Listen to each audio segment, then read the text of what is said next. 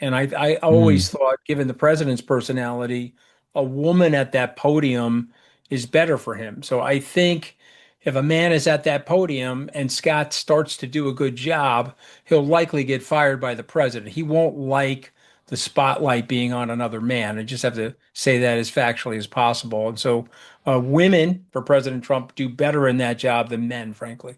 President Trump has announced that his White House press secretary, Karoline Leavitt, is stepping down from her position at the end of the month, bringing to an end a rather memorable tenure.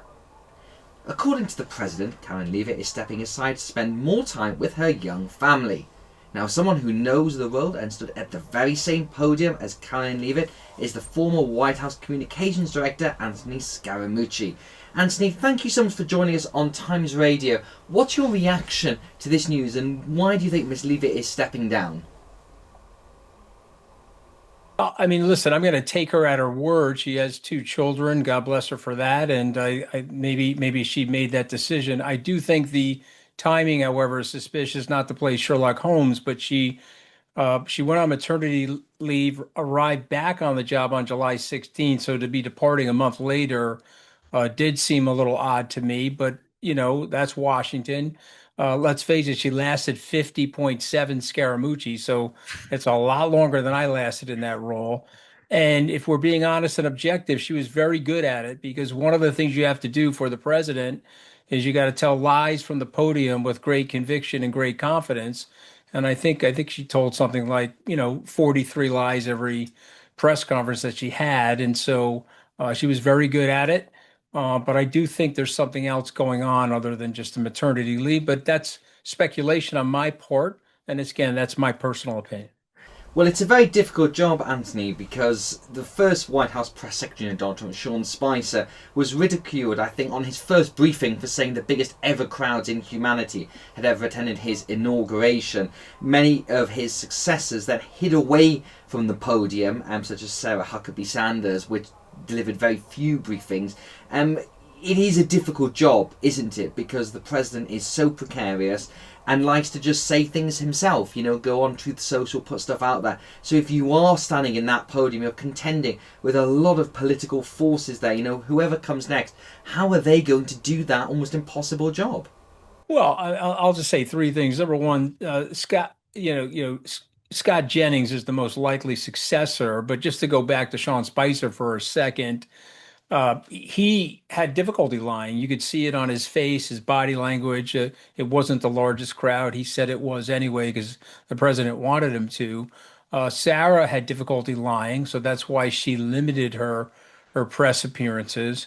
But Karoline Leavitt had no difficulty lying. She lied with aplomb. She lied with great conviction and great passion, which is why she was able to last so long. But the next person coming, Scott Jennings, if you watch him on CNN, and that's my prediction, he's the most likely successor. I think he'll be very comfortable in that job. Again, you have to understand the job.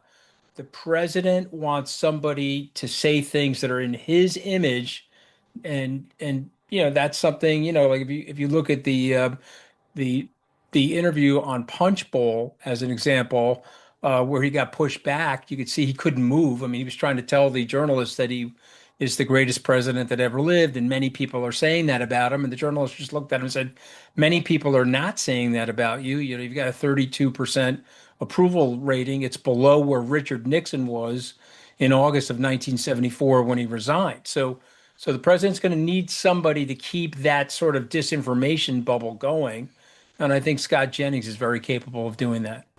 Now, the context for this is very difficult for President Trump. That the Iran war, I think we can say, has not exactly gone to plan, assuming there was a plan in the first place. And the US economy is struggling with inflation and rising fuel prices. And you've got those midterm elections coming up in November where the Republicans look to be set to get a shellacking. We'll see what happens. There's still some way to go. So whoever comes next, Anthony, has got to somehow weave a narrative. And you've talked about the flexibility of the truth and fact, shall we say, to put a positive spin. I mean, what is the positive spin the next press secretary can say about where the Trump administration is? Well, listen, I try to be objective with this stuff. I obviously dislike what the president is doing, and everything that you said has gone in the wrong direction. But if you look at the lower income data, we've actually seen in the last 2 quarters lower income people have rising income and they have rising income ahead of inflation. And Mm. so the bottom part of the K in the K-shaped economy that we're experiencing is moving up a little. And they would be very well. I'm surprised, frankly, they haven't jumped on that data. The economists from Bank of America released some of their credit card data and their consumer purchases yesterday to sort of validate what I'm saying. I'm very surprised that the president hasn't gone in that direction because some of that is a direct result of the big, beautiful spending bill where you've got no tax on tips and you have no tax on overtime for a lot of these lower income people. That's the only bright spot in the whole palette, though. If you look at the gas prices, look at the situation with the war, the tariffs, the back and forth on terms of where the tariff refunds are. Incidentally, I think it's important to mention the corporations are getting the tariff refunds, but they're not rebating the consumers. So, there's a big kerfuffle around that as well. So that's the reason why the president's in the low 30s on his approval rating. But we have seen a little bit of a bright spot there with lower and middle Mm. income people. And many of those voters are the ones who supported Donald Trump in the first and second election, and the ones that he's going to have to try and win back for those midterm elections. You mentioned Scott Jennings as the potential successor. For our listeners, particularly in the UK, just give us a bit of background on who he is and why you think he's the favourite to succeed Karoline Leavitt. He's been a Republican operative for many years. He's a Kentucky-based gentleman.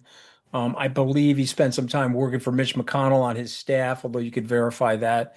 And he's now a paid contributor to CNN, and he's sort of that gadfly on CNN because there's a lot of liberal media pundits on CNN. He provides the president's perspective on CNN, and I think he acts as an irritant on that network. Having said that, the president likes him a lot, and he's attended many of the president's rallies over the last 18 months.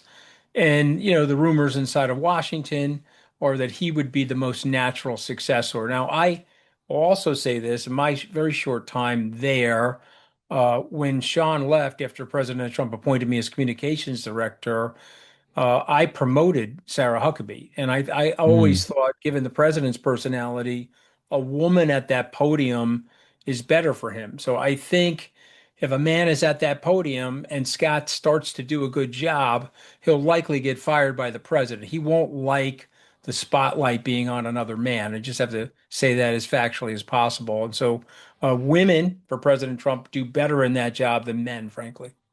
And I can probably guess what you might be saying here when it comes to the question of the truth, Anthony, but what are the qualities you think are needed in that job for whoever comes next? Because we've talked about being able to spin a positive narrative. Got a pretty hard skin that, I've sat in that White House press room in a very different era in the Obama administration for the Washington Post, and it's tough question there. You've got to be on top of everything, and that's even before you get to the fact that Donald Trump is a unique president, shall we say.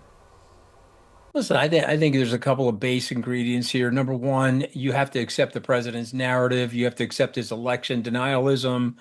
You have to accept his thoughts about himself wanting to be on Mount Rushmore. You have to accept that prices are going down, even though we just had a 3.4% inflation print.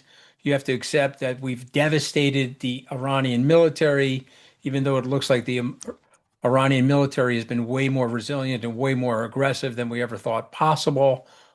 You have to accept that we haven't exhausted our munitions when all the factual data coming out of the Pentagon and all the reporting is counter to that.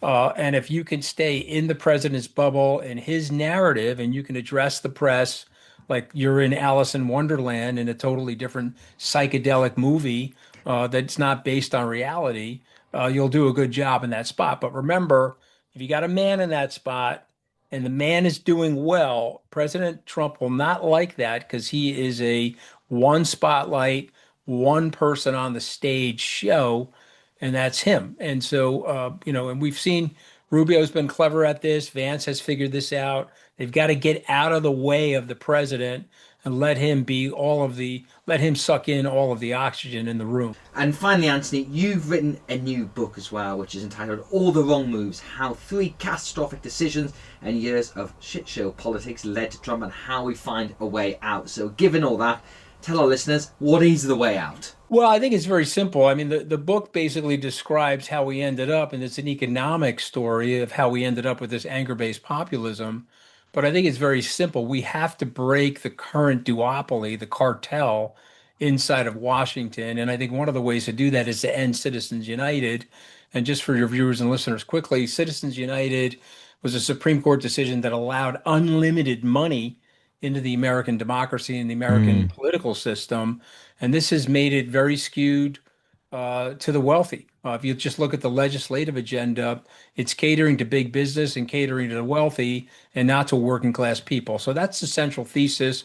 But I really do try to weave in an economic and political story based on my life experience. And listen, it's an optimistic book, but it also is not tribal. I'm not trying to lay the blame on anyone as much as I'm trying to say that we can make decisions in our lives that we think are well intentioned and they don't go as we had intended. And I tell that story through several administrations.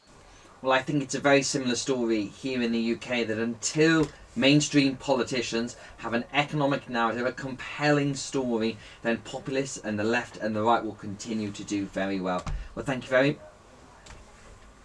I was gonna just draw it to a line next. I think we've come out of time. Did you have one more thing you wanted to add there? No, I was just going to say, no, I agree with you. That's all. That's all I was saying. But go ahead, draw it to a close.